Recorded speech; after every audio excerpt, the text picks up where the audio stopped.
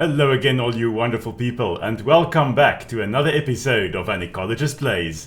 We are back in Subnautica now that the issues with my computer have been sorted out. We've got lots and lots to do. I've had a bit of an oopsie as I accidentally recorded the last session without proper sound, so I had to restart the game again. So for the umpteenth time, and I've had to rebuild the base as best I can. However, I'm still in the process of finishing it up. It's more or less still the way it was. There are some slight changes, but if we come here now, you'll notice we now have Gary the snail. We have the sea moth. It's been colored more or less according to the color scheme of Gary from SpongeBob. Now, there is one thing that we do need to do again, and that's the radio that is flashing on the right-hand side. Unless I'm very much mistaken, the message that's going to play now would be of the sunbeam that's going to come rescue us. Aurora, we're approaching the planet now. We have a landing site for you that's... well, it's better than the alternatives. We've sent you the coordinates. It'll take us a couple of days to align our orbit. We should be able to establish direct contact with you during that time. Then we're coming in to get you. Cross your fingers the weather holds, and don't leave us waiting. Sunbeam out.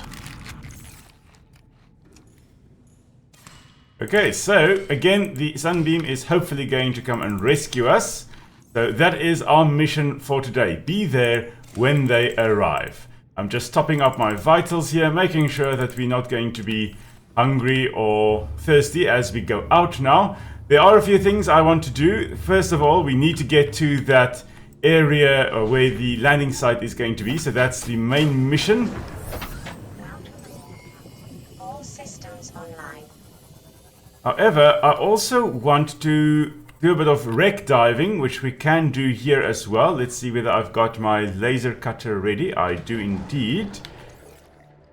We do also have a sand shark right over there, but I'm hopefully going to go into the area here without any issues.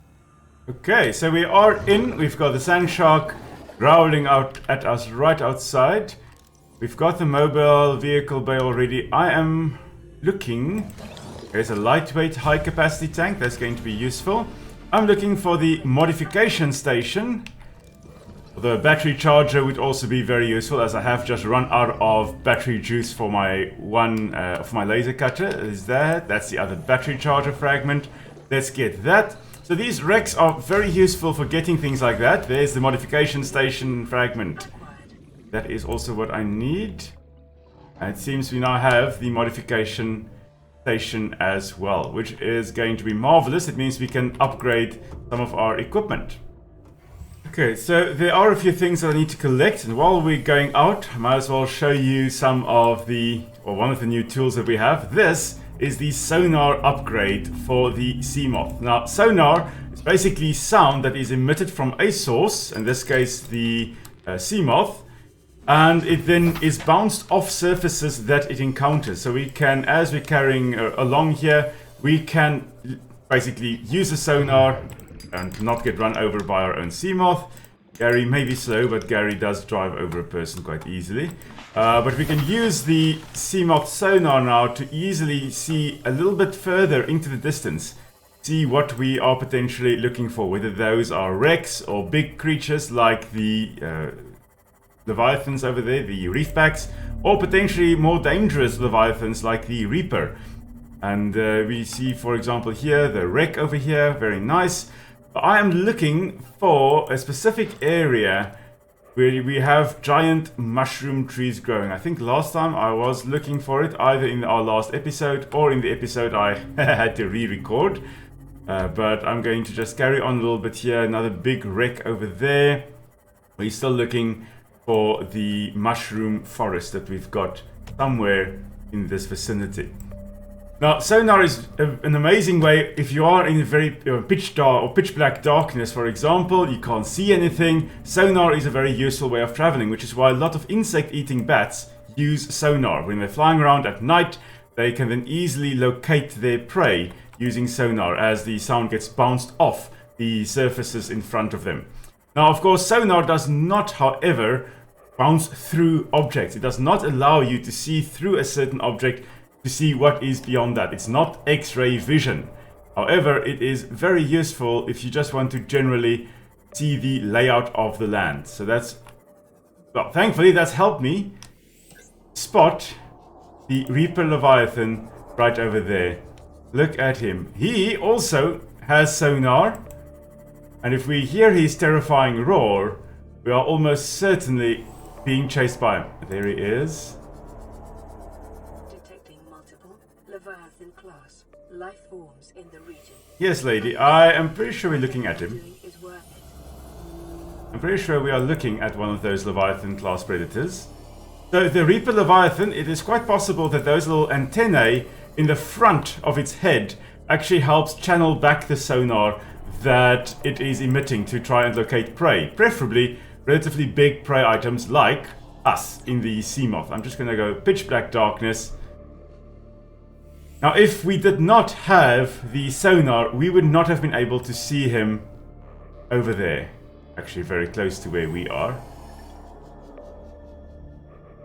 I'm actually very surprised that he is so chilled about us. They are generally very territorial and would definitely see us as food. There he is. Very light in color. When you are this deep down where there's very little light, and if you are active at night, there's no point in being brightly colored. It does, however, have some bioluminescence, although it's difficult to see. They do have some bioluminescence on their tail all along their body, which most likely helps them communicate with one another. He's probably going to come for us very, very, very, very soon. But for now, we are chilling with the Reaper Leviathan. So there he is. We're just going to leave him be. We're going to look for, let's say, less dangerous animals to go and have a look at. We are, however, going to scan him at some point, most likely when we have our stasis rifle ready. Then we are going to scan him and hopefully be able to go, well, hopefully freeze him and then go and scan him, which will be quite awesome. So I was actually just very little headway was made, but here we are. This is the place I was looking for, the giant mushrooms that we've got growing in this area. A very good place to come and look for certain things like lithium, which are quite abundant in the area. Also quite a few important fragments, like this Cyclops fragment here. Now the Cyclops is going to be the massive submarine that we are going to be building at some point. When we've got all the fragments, we are going to be building that. So I am going to delve around here, see what else we can find. Might as well actually scan the mushrooms here, the tree mushroom. Now again, mushrooms being fungi, they generally are not these big tree-like creatures or things. And it seems these, well, they're called tree mushrooms, are actually a type of coral rather than a mushroom species. Now the coral here would form this big body, and it's unclear whether these discs are actually mushrooms, because usually what you'll find with fungi, the fruiting body, you've got these pores under there that will very often underneath the cap of a mushroom, that will then release these spores, and these spores would be their way of reproducing. So that's it's possibly mutualistic relationship here, which is when both parties in the relationship benefit, where you've got the coral and a fungi living together to make these big tree mushrooms.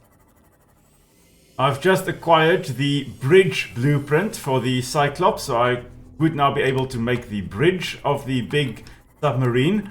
However, I still need the engine room as well, and another piece. I need to find 3 pieces to actually be able to make the Cyclops, or need to find 3 complete blueprints in order to make the Cyclops submarine. So it's still going to be a while. I'm just going to carry on here in the meantime. Now the nice thing about Subnautica, even though I've played this game before, there are things that I may not have encountered before, including what we call here the pygmy fan cluster. This appears to be a plant that is green, so it should be able to photosynthesize, yet we are almost 200 meters under the surface of the water, and there's almost no light actually penetrating this deep, not even during daytime. And it says here that it's usually found in shallower water, which would mean that makes perfect sense. That's why it would be green. However, it's nowhere near shallow enough for it to be able to photosynthesize. Got a bit of a fright there with the jelly ray. But it's possible that those pygmy sea fans do find some way of getting enough light, or possibly maybe supplementing their energy this deep by either consuming detritus on the ground, breaking it down, being some kind of decomposer, or somehow capturing smaller organisms and consuming them for their nutritional needs. But for now, that is a mystery. We are getting closer to the landing site of the Aurora, which is right over there, about 700 meters away. And we've got a very weird phenomenon here, which would be islands floating in mid-water, which is not really that possible. However, we do have these big floaters again, which are holding it up. So if there are enough floaters on an island like this, it manages to be suspended in mid-air, well, in this case, mid-water. There is another stasis rifle fragment here. Not sure whether I've got it already. Let's just scan. I do already have it. Let's get the quartz over here as well. We also have a relatively new predator over here, which is the bone shark. And they are seemingly some kind of pack hunter, very loose social structure, but where you find one, you'll generally find some more. You can see two coming closer to me. I'm just going to dodge out of the way of this one. Don't want him taking about out of Gary. He is very tenacious. I see them as the jackals or the hyenas of these areas where we currently are. Not that aggressive, well, relatively aggressive, but not that dangerous all on their own. But when you have got 4 or 5 of them around you, it can become a little bit more dangerous and more daunting task to keep away from them. Need to check. Oh, hello, bone shark. Yay! Got a bit of a fright there. Notice the armor plating on him. When we get a look at him, there we go.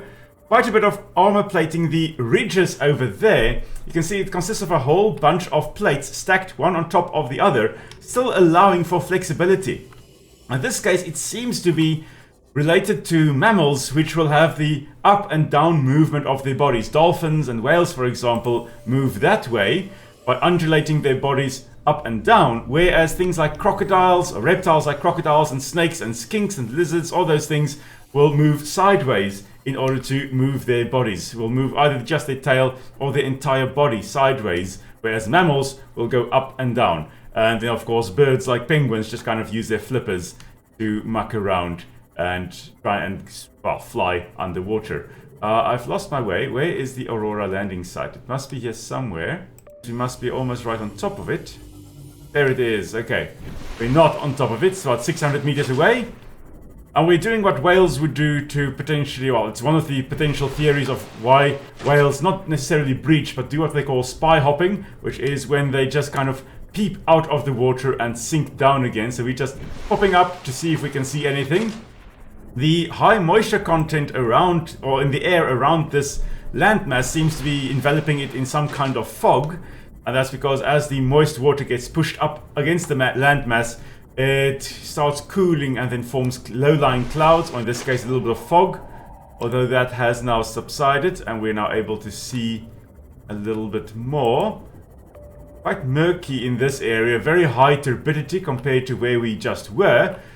Possibly due to sediments eroding off the landmass, ending in the surrounding water. And that actually then making the water a little bit more turbid, less visibility in the area over here. We've got a nice school of spinefish or hoopfish over there. Detecting massive energy signature in the region. Cannot identify. So an energy signal would most likely not be organism made, but be some kind of sentient being. And here we've got a weird structure that seems to be built here. It's probably by some kind of alien race. And what have we got? Oh, we have got a big structure right over here. Not sure what it is there for. We'll have to go and investigate in a moment. See if we can figure out what it is all about. But we are basically at our landing site. We've got about 15 minutes left to muck around on the island here, which is more than enough time, I think at least. So let's have a look what we can find on the island. Well, first thing we can find, again, are lovely friends, the cave crawlers, which we are just going to run away from. If they leave us alone, there's no need for us to hit them. So we'll investigate what on earth is going on over there in a moment. I think let's first see what else we can find in this general area. Okay, we are accidentally going down there in any case. Let's head up here. See what we can find over here. seem to have another purple tablet over here, which we also found on the other island. So it seems there are only 2 islands. The other island is way over there, where the fog is over there. That's where we previously went, where the Degassi people built their base. Now we are on another island. There's the wreck of the Aurora again. You can see it quite clearly. Now we've entered another cave system. We have cave crawlers. Now at least they are in a cave, so they're living up to their name. I'm just going to try and run away from them. If they leave me alone, there's no need for me to hit them. If they come and bite me, I will go and hit them. So y'all better leave me alone, eh? Yeah, I've got a knife and I'm not afraid to use it. No. Bad, bad, bad. Whole bunch of pathways. Oh, there's something else again. Okay, we found another cave crawler and another alien arch over here. Oh, it says insert ion cube. Okay, now we don't have an ion cube, so we can't actually insert it yet. So we'll have to go and find an ion cube. But I suspect we should be able to find that somewhere around here. A few moments later. Okay, so we made our way out, and as nighttime approaches, we might as well head, or try to head into this weird alien facility. Now there, the broken piece of the purple tablet, so we might as well have a look at that. And we've got a force field control over here. Okay. So we can't go in there unless we have got a purple tablet, which we've thankfully found at the top there. So, I guess let's head in. Scans indicate this structure is composed of a metal alloy with unprecedented integrity. No match is found in database. Performing structural analysis. Okay, so some kind of unknown metal. Weird patterns all over the place. Which reminds me of a computer Language. thing. Attempting translation.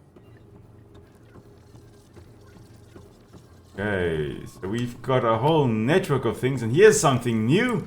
Ion cube. So this is what we need in order to open that, well, whatever it was that we found on the outside here in the cave network.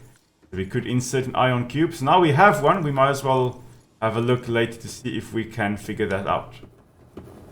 Analysis of the patterns on the walls cannot ascertain whether their purpose is aesthetic or functional. Further data required. Okay, so we don't know what the function of these patterns are. I think we only really learn what they are there for in the second Subnautica game. Or then it starts becoming a little bit more familiar, let's put it that way.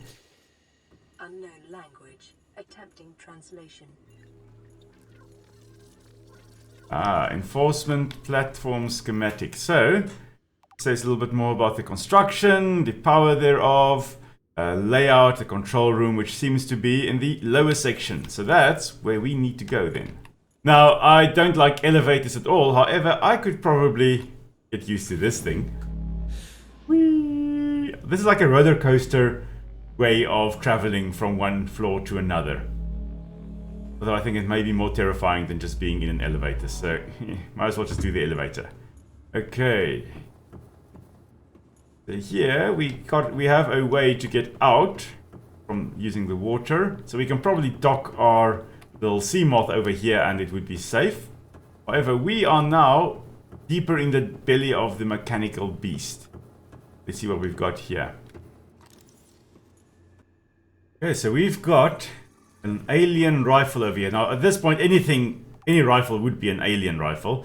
But this is actually a design that's been reused from a game called Future Perfect, if I'm not mistaken. Not sure whether that game was actually released in the end. But this is a repurposed model for a game that was going to be in... or for a gun that was going to be in that game. And we have... not sure which way we've come from. I think we've come from this side. Oh, there's another one. Okay, another one of these weird archways. Okay, good to know. No way for us to put anything in there. Okay. And there's another ion cube. Okay, we cannot have enough of these ion cubes. Let's see what's on the next floor. So we are now in between the top floor and the bottom of this facility. Let's see what we can find up here. There's another purple tablet. Something tells me we're going to be needing that in a moment. So might as well go pick it up. When in doubt, pick it up. Always. Unless, you know, it's diseases, then please don't pick it up. Here, an alien device.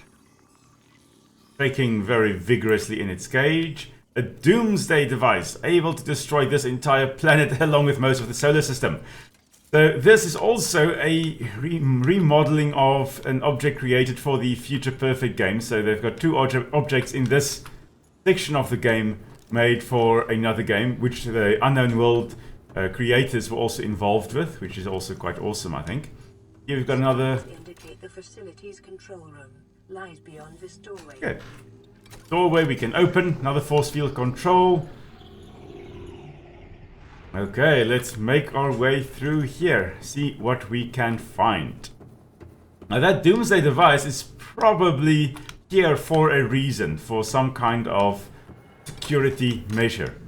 Oh, I see button, I press button, what can go wrong? Okay, that could go wrong. Oh, hello. No. Ah, you bugger. I don't like needles, and yet here we are getting poked.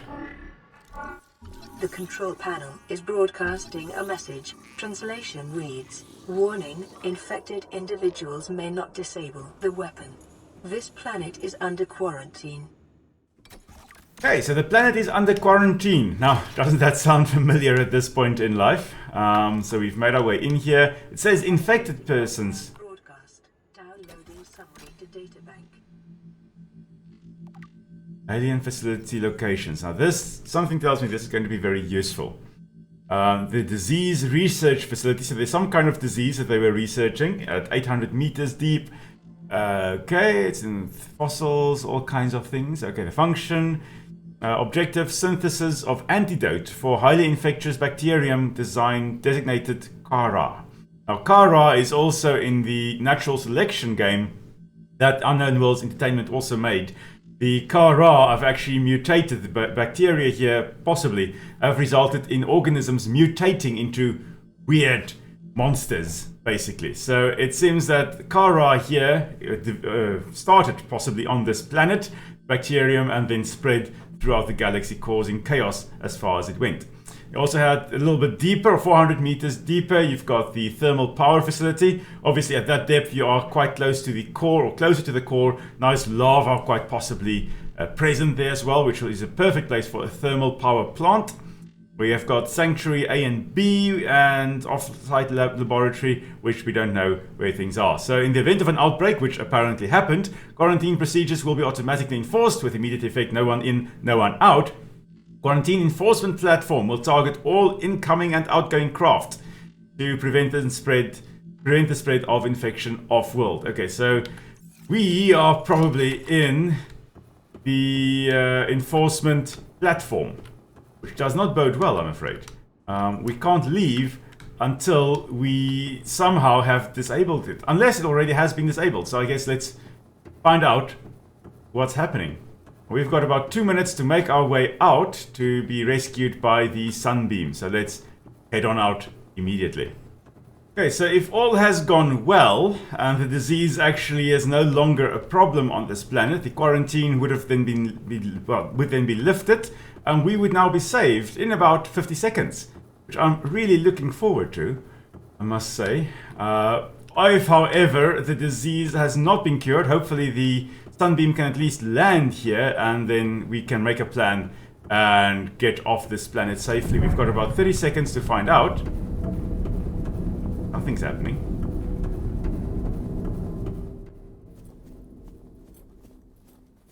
Some weird sounds. Hello? Oh dear. Okay. The building's moving, everybody. The building's moving. We've got about 10 seconds left and the building's moving. Pointing in that direction.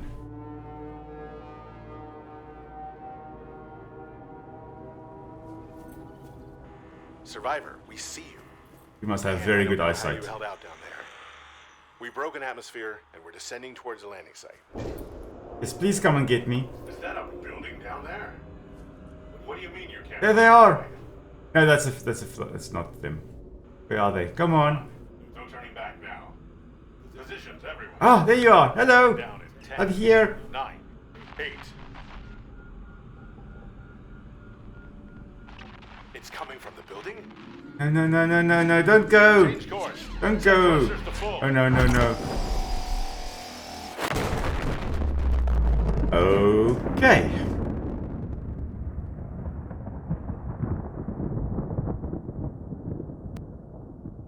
Okay, well, there goes our hope for rescue. It goes over there, over there, over there. It's gone basically everywhere. Well, I guess now we are well and truly on our own. It seems the quarantine then is still in effect, since we most likely would then also have been shot down by this massive gun over here, like the poor Sunbeam people. And their only problem was they tried to help us. Welcome aboard, Captain. So I guess we then should head home, since there's nothing else for us here to do except perhaps scan this. And as we go home, we might as well see what else we can still find to scan. Now we've got the Cyclops engine fragment here, 2 out of 3. That is quite cool. Oh yeah, now you go back into your resting phase, your evil building. Some weird structure down here. As far as I recall, one can't actually go in here. But we might as well just have a brief look around here. Look-see. And no way in. Not sure whether this is one of its power cores. I imagine we could just blow this up. Potentially then there wouldn't be any power for that gun to work. However, I don't think we can actually do that somehow. However, there is one thing we still had to go and test. And that was, now that we have the ion cubes, let's see what happens when we put one of those into the structure that was in the cave. Because you know what? What can go wrong? At this point, might as well do it, because what can go wrong? I'm just going to make my way up there again, and we'll check back with you in a moment. Okay, here we are. Back at this weird archway. You can just stay away from me. If you want to jump on me, I will hit you. I will hit you. I'm not a man of empty threats. Go on. Bugger off. Let's see what happens. Insert ion cube. Let's see what happens. It's in the... Oh, shiny. Well, since things have gone so well with the button that we pressed inside, you know, might as well go in here and see what happens.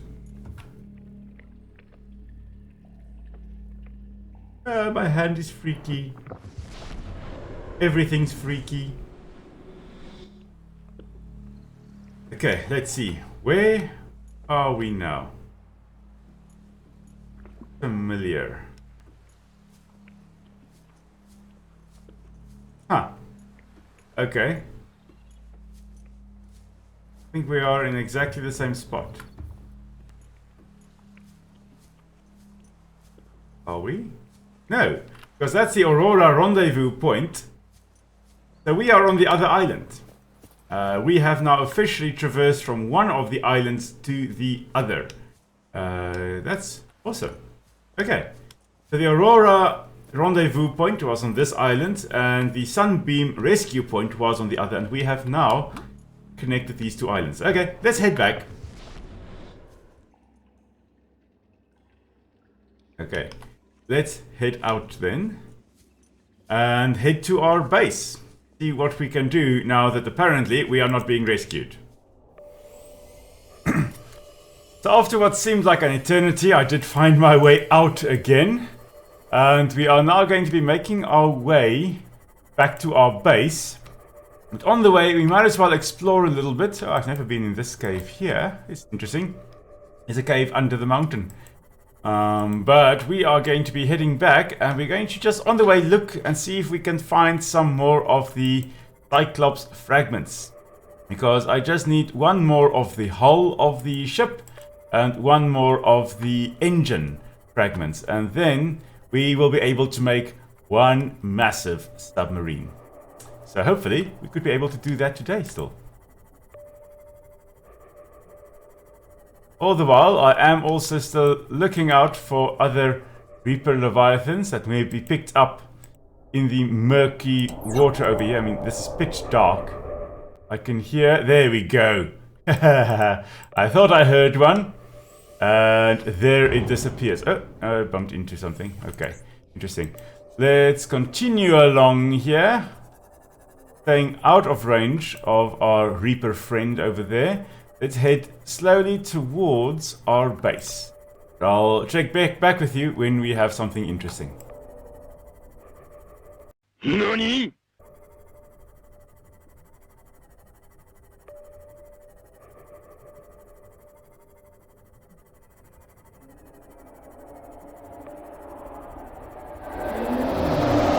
Oh dear. Something's wrong. There's a big thing coming for me. Oh no, no. It is Mr. Reaper. Reaper Leviathan is chasing us and he's grabbed us. No. Oh no. Leave me. I can't see a thing. No. Oh dear. It is 3% of a ship left. No. Leave me. Please leave me. Let me go. Let me go in peace. I will leave you alone. I will stay out of your way. Just let me live. Fly away, Stanley. I honestly can't see. Oh, there we go. Okay. Has he left us?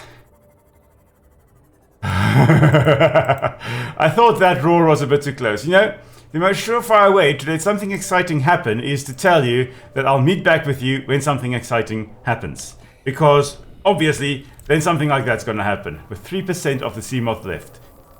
Okay, we're gonna need a bigger boat. Far bigger than this if we are to survive. And keep on surviving. Because that was close. If it managed to break through the hull, that thing will one-shot us as we are. We would not be able to survive. Okay.